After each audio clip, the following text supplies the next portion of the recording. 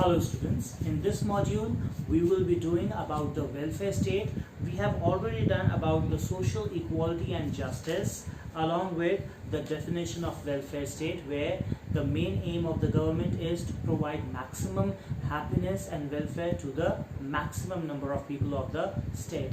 So here under that particular welfare state achievements and objectives and goals, we were doing social and equality and justice. Now we move on to the next part, and that is the economic welfare, under which we have the various particular yojanas and programs that were given. Here we see Ayushman Bharat, Pradhan Mantri Fasal Yojana, Bima Yojana, and then the foreign policy. So we will be reading about all of them in this particular module one by one. So under the economic welfare, we have the government has abolished the zamindari system and has introduced the land reform program to do away with old feudal socio-economic structure of rural government, where zamindari system was exploiting the maximum number of the peasants, as they once under the debt were always throughout their life under the debt, and it kept on growing as per the interests also and as per the pathetic conditions of the peasants also. Next we see the right to fair compensation and transparency in land acquisition, rehabilitation and resettlement bill also was passed in 2013. It was passed by the parliament in September and it came into the force by January 1st, 2014. It aims of establishing a law that was on land acquisition as well as rehabilitation and resettlement of those directly affected by land acquisition in India. So the Act provides a fair compensation to those whose land was taken away, and transparency in the process of acquisition of land was also set up. This act has replaced the Land Acquisition Act of 1894, a nearly 120-year-old land particular law. Next we see the third part that was done for the welfare state was the nationalization of banks, insurance companies, as well as some of the key industries have been also doing something to ensure that ownership of the material resources of the community are so distributed as to obtain best service of the common good, and that too by the general public or by each and every person of each and every segment. Next is, in order to ensure a just payment to the workers, equal pay and equal work, a particular law was also passed so that nobody is given any wages on bias or as on any particular distinguishing feature. Next we have the important that we have already read, the Ayushman Bharat Yojana, that is a centrally sponsored health scheme launched in 2018. It is an umbrella of two major health initiatives, which were namely Health and Wellness Center and National Health Protection Scheme. So these two schemes were merged together and made into Ayushman Bharat Yojana. The scheme will cover 10 crore poor people and those who are in the vulnerable families, or those who are in a very bad condition of life or the living standard.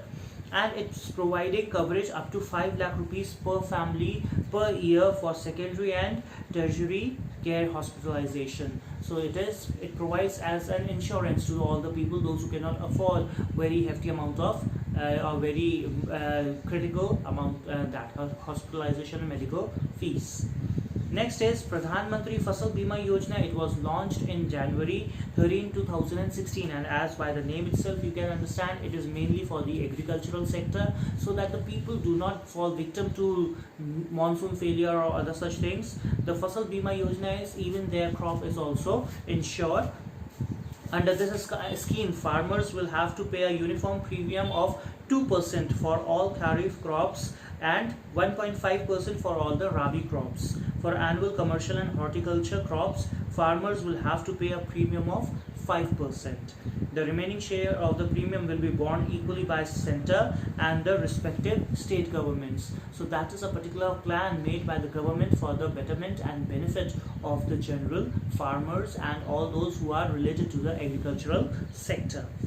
Next we have a social upliftment scheme, and this is known as the Dhan Dhan Yojana. It is from the Hindi name. So Jan Dhan Yojana is for the social upliftment, and it was announced by Prime Minister Narendra Modi by August 15, 2014.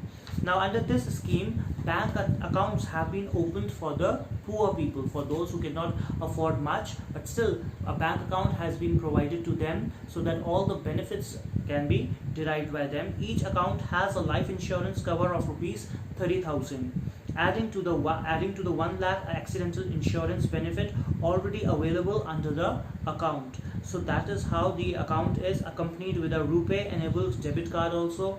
They can use all these benefits in their day-to-day life, and even after their life also an insurance claim can be asked for. By January 13, 2016, over 20 crore bank accounts were opened and 301 billion were deposited under this scheme. So that was a huge measure that was taken by the government, and it did yield good to the government as well as to the common agricultural people in the agricultural sector. Next, the H point is the government has launched various programs such as IRDP, that is Integrated Rural Development Program, and then it is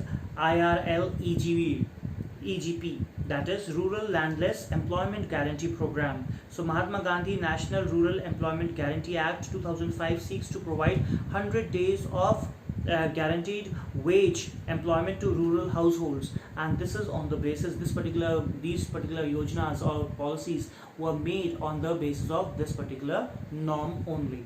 So they are a step further in the same old norm that was followed. The National Food Security Act was also passed by the Parliament on September 12, 2013.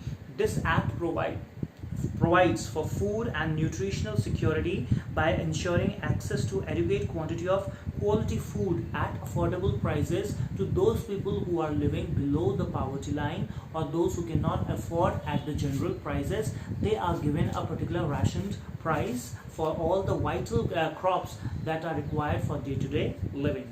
Besides this, we can say the salient features of this act are the following: 75% of the rural and 50% of the urban population entitled to 5 kilograms of food grains per person per month at rupees 321 for price for 1 kg of rice, wheat and coarse grain is given respectively. Pregnant women and lactating mothers, that means the nursing mothers, they are supposed to get nutritious meal and maternity benefits of at least 6,000 rupees per month for 6 months. Central government will provide funds to state in case of shortage of food supply or food grains. Next, we see the another important feature of this is the state governments will provide food security allowance to beneficiaries in case of non-supply of food grains. Besides that, public distribution system to be reformed. The eldest women in the household 18 years or above will be the head of the household for the issue of the ration card. That means even the women can now have the ration card by their name only. And besides that, there will be a state and district level redress mechanism. So all these are the various salient features of this particular organization or this particular policy that has been provided for the benefit and betterment of the general public, even in the rural as well as in the urban areas. Then we have the political, administrative and legal matters. Here we see in these political and administrative areas, we have the Panchayati Raj as established in the remotest villages to promote the idea of self-government so that people can be self-sufficient, self-reliant in terms of administration, justice and law and order. In view of constitutional directive, free legal aid has been provided to those people who themselves cannot engage lawyers because of shortage of money allowances.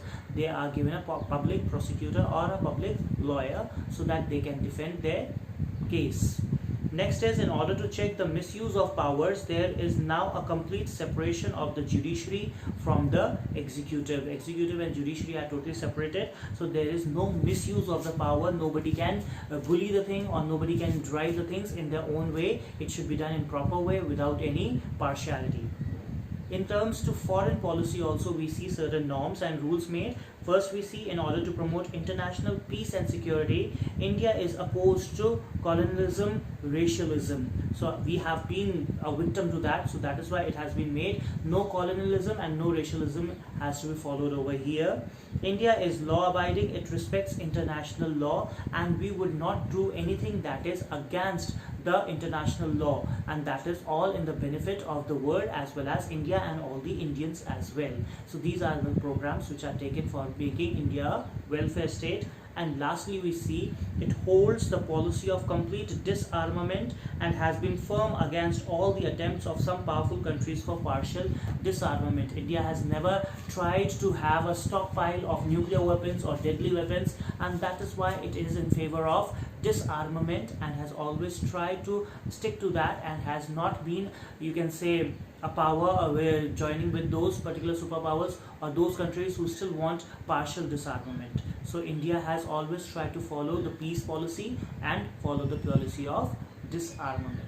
So with this, we come to the end of the topic, the welfare state. I hope you must have understood. For better understanding, you can even once more after watching this video, look into your books, go through the chapter, read it, listen to the video, and it will be easy for you to understand and comprehend the concept. And then in the next module, we will be doing the question answers related to this chapter. With this, we come to the end of the module. Have a good day.